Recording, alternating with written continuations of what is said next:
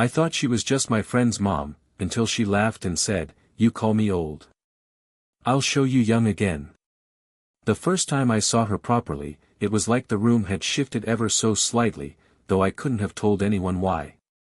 I had gone to my friend's house after school, expecting the usual lazy afternoons of video games, snacks, and casual chatter. But then I saw her, my friend's mom. She moved through the kitchen with a quiet confidence that made everything else fade into the background.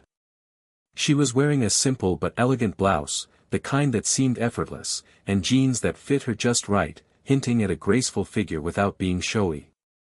Her laughter reached me first, light and melodic, the kind of sound that makes a moment linger longer than it should. She laughed at something my friend said, tossing her hair over her shoulder, and for a moment, our eyes met. I stumbled over my words, realizing I hadn't expected to notice her at all, let alone feel this odd pull of attention. There was a warmth in her expression, but also a hint of mischief, like she already knew she had noticed me noticing her. The kitchen smelled faintly of coffee, sweet with vanilla, and the scent seemed to follow her as she moved. I caught the faint glimmer of a ring on her finger, the way sunlight caught her hair, and the casual sway of her posture as she leaned on the counter. When she spoke to me directly, it was playful but not teasing, there was a light touch in her tone that made me both nervous and intrigued. She lightly tapped my shoulder as she laughed at something I said, and the contact was brief, almost accidental, but I felt the warmth linger longer than it should have. Then came the line that I would remember more vividly than anything else that day. When I fumbled over a joke about her age, she tilted her head, laughed, and said, "You call me old. I'll show you young again." It wasn't provocative in a bad way, it was teasing, confident, and a little daring. Something in that simple sentence made my heart skip, though I didn't understand why. Her eyes sparkled with humor, but behind them, I sensed depth and vitality that seemed impossible to define in a casual glance. That first encounter didn't just introduce me to a friend's mom, it introduced me to someone who carried herself with a quiet magnetism, a blend of confidence and mystery that drew attention without even trying. By the time I left that day, I knew something about her had planted a seed of curiosity I couldn't shake. And I realized, with a mix of awe and confusion, that this summer, or maybe even just these next few weeks, was going to be far more interesting than I had ever imagined. Over the next few days, I found myself visiting my friend's house more often than usual. What had started as casual hangouts became something different, moments where I couldn't help but notice her, truly notice her.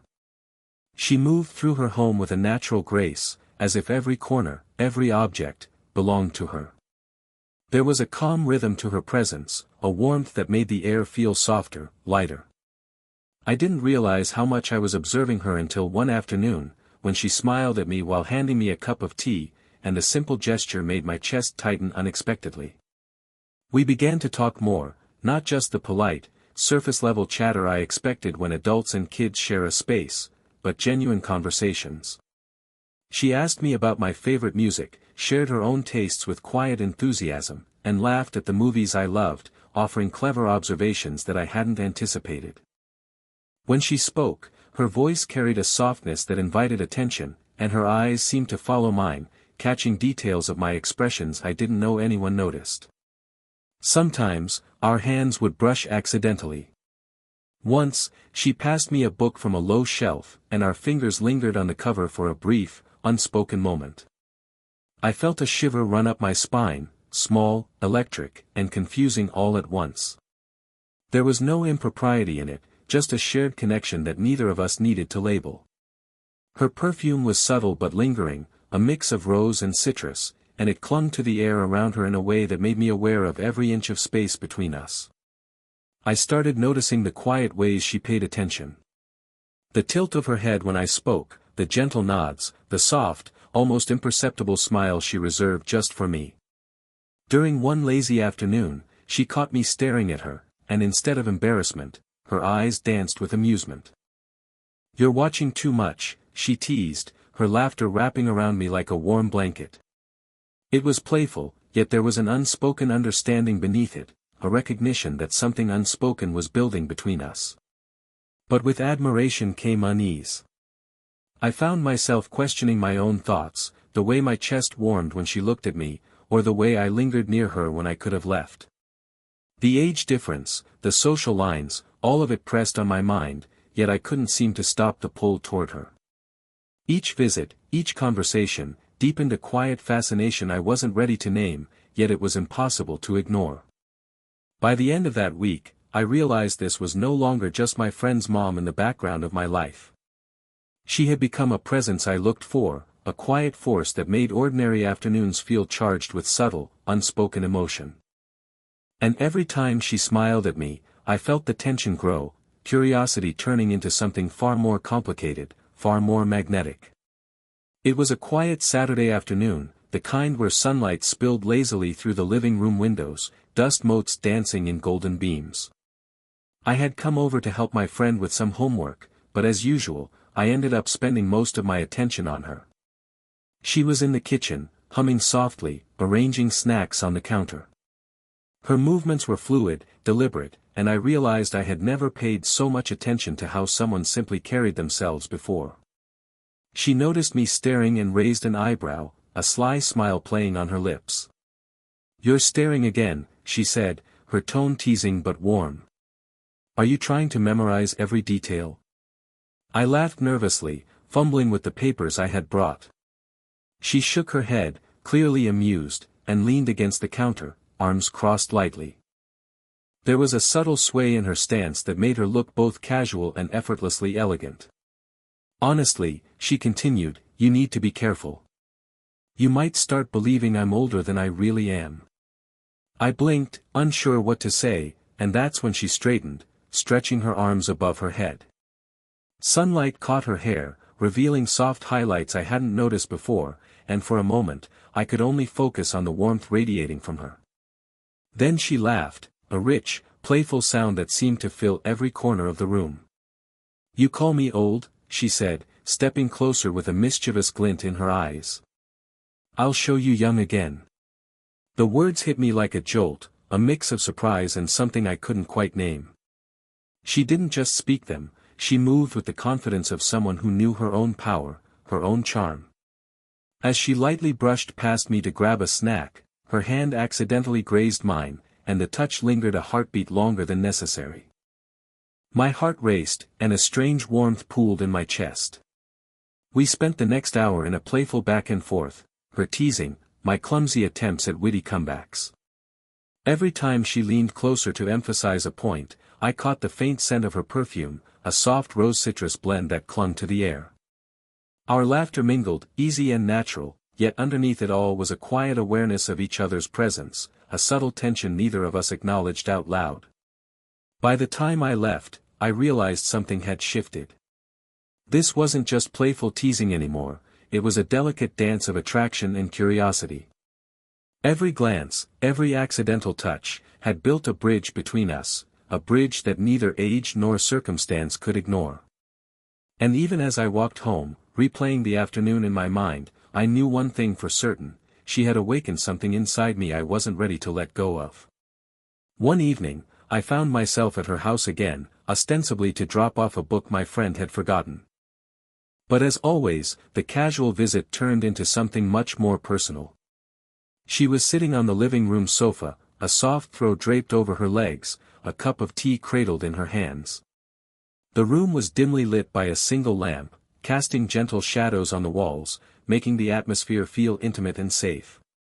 She gestured for me to sit beside her, and as I lowered myself onto the sofa, our knees brushed lightly.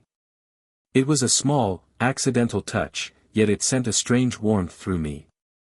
She didn't pull away, instead, she seemed to welcome the closeness. For a long moment, neither of us spoke. I could hear the faint ticking of the clock, the subtle hum of the heater, and the soft rise and fall of her breath. Then she began to talk, softly at first, about her youth, about moments she sometimes regretted, about the loneliness that had crept in despite a life that seemed full to the outside world. Her voice wavered occasionally, betraying a vulnerability she rarely showed anyone. I listened, captivated not only by her words but by the way her eyes softened when she spoke, by the delicate way her fingers traced the rim of her cup. At one point, she shifted slightly, and our hands brushed again. This time, neither of us pulled away. Her skin was warm, the faint scent of rose and citrus clinging to her. I felt the subtle rhythm of her heartbeat under my fingertips, steady and reassuring, yet stirring something in me I wasn't prepared to name. "You know," she said quietly, "sometimes I wonder if I've held back too much, if I've missed chances to really feel alive." Her eyes met mine, searching, open, and in that moment, I realized she was speaking to me, not as my friend's mom, not as an untouchable figure in the background of my life, but as a person seeking connection, someone willing to let me in. I wanted to say something, anything, to bridge the gap between us, but the words stuck in my throat. Instead, I let my gaze linger on hers, letting the silence carry meaning. There was a mutual acknowledgement in that quiet space, a fragile, unspoken understanding that something more than friendship was beginning to take shape. By the time I left that evening, my thoughts were tangled with admiration, confusion, and a growing fascination. I couldn't deny that I was drawn to her, not just to her beauty or charm, but to the depth she revealed in these rare, unguarded moments. She had shifted from being simply my friend's mom to someone who occupied an unexpected, important space in my mind and heart, and I knew things between us were starting to change in ways neither of us could ignore. That evening, the rain came down in sheets, drumming against the windows with a steady rhythm. I had been invited over under the pretense of finishing some leftover homework, but the storm made leaving impossible. She gestured for me to sit in the living room while she brewed tea, and the entire house seemed cocooned in warmth and quiet, a stark contrast to the storm raging outside. We ended up sitting side by side on the sofa, a soft blanket thrown over both of us. The air was thick with the scent of brewed tea, wet earth, and her subtle rose citrus perfume, which clung to her like an invisible halo. The dim light from a single lamp painted the room in warm, golden hues. It was intimate without needing explanation, a space that seemed to exist solely for us. As we reached for the same cup of tea, our fingers touched. It was an almost insignificant contact, brief in time, yet electric in its effect. My heart raced, my chest tightened, and I became acutely aware of the warmth of her hand against mine. She looked at me, and for a moment, the playful teasing of before was gone. Her eyes held something softer, deeper, an unspoken question, a vulnerability she rarely shared. We talked quietly, about inconsequential things at first, the storm, our favorite movies, the kind of music that made us nostalgic. But beneath the surface, the conversation carried the weight of emotions neither of us dared name aloud. Every glance, every accidental brush of hands, every subtle shift in posture carried meaning. When she leaned her head briefly against my shoulder as we laughed over something trivial, the touch felt deliberate and grounding, yet tantalizingly close to something more. The storm outside mirrored the tension in the room. The constant patter of rain became a backdrop to the quiet awareness building between us. I felt an intense pull toward her, a longing I couldn't rationalize. She noticed it too, in the way her fingers lingered near mine, the way her smile softened into something tender when our eyes met. I wanted to speak, to voice the thoughts that had haunted me for weeks, but the words felt impossible. Instead, we let the silence speak, letting our proximity, the warmth of our shared blanket, and the gentle touch of our hands convey what neither dared say. By the time the rain began to ease, I realized that the dynamics between us had shifted irreversibly. We were no longer just her friend's younger companion or a casual visitor in her home. Something subtle, fragile, and undeniably magnetic had grown between us, a quiet, mutual acknowledgement of attraction tempered by respect and the awareness of boundaries. That night, the storm outside was nothing compared to the tempest of emotion quietly raging inside the room. The next afternoon, the sky had cleared, leaving soft sunlight to spill across the garden. I had come over, unsure if I would feel awkward after the intensity of the previous evening. But the moment I stepped into her yard, the tension dissolved. She was tending to her flower beds, kneeling in the soil with her sleeves rolled up, hands dusted with earth. The sight of her so alive and engaged in something simple, yet elegant, struck me with a quiet admiration. "Careful," she called over her shoulder with a playful smirk, noticing my hesitant approach. "You might get dirt on your shoes, and then you'd owe me a lifetime of apologies." Her laughter was light, teasing, and effortless, and the warmth of it made the unease of last night fade into something softer, more manageable. We spent the next hour moving around the garden together, watering plants, pulling weeds, and chatting about trivial things. Yet even in this ordinary activity, there was an unspoken intimacy. When I handed her a small watering can, our hands brushed briefly, lingering just long enough to make me aware of her warmth. She looked up at me and smiled, and for a moment, the sunlight caught the curve of her cheekbone, making her look almost ethereal. "What's gotten into you?" she teased suddenly, nudging my shoulder lightly. "You seem different today." I hesitated, then admitted softly, "I guess I appreciate being around you." She laughed, not mockingly, but with genuine delight, and her eyes sparkled with something I hadn't seen before, a mixture of amusement and quiet acknowledgement. As the afternoon wore on, our touches became more comfortable, more natural. When she brushed a stray strand of hair from my forehead, it lingered a moment longer than necessary, but it felt safe, tender, and familiar. When she leaned in to inspect a small flower, our shoulders pressed lightly together, and it was effortless, unforced, a perfect intimacy without words. The playful teasing, the light touches, the shared laughter, all of it created a rhythm between us, a gentle understanding that something had shifted. There was no need for confessions or dramatic gestures. The closeness we had been building over weeks was now undeniable, comfortable, and safe.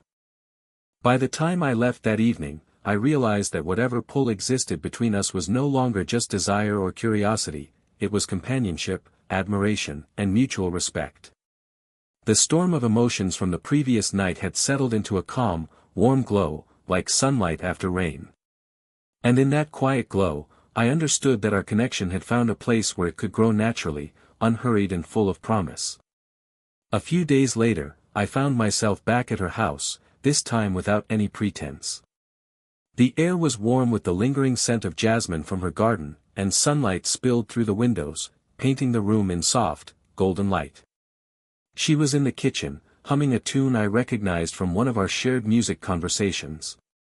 There was a calm, unhurried energy about her, a quiet confidence that made everything around her seem softer, more alive. "Hey," she said warmly, noticing me as I stepped inside. Her smile was effortless, genuine, the kind that made my chest tighten pleasantly.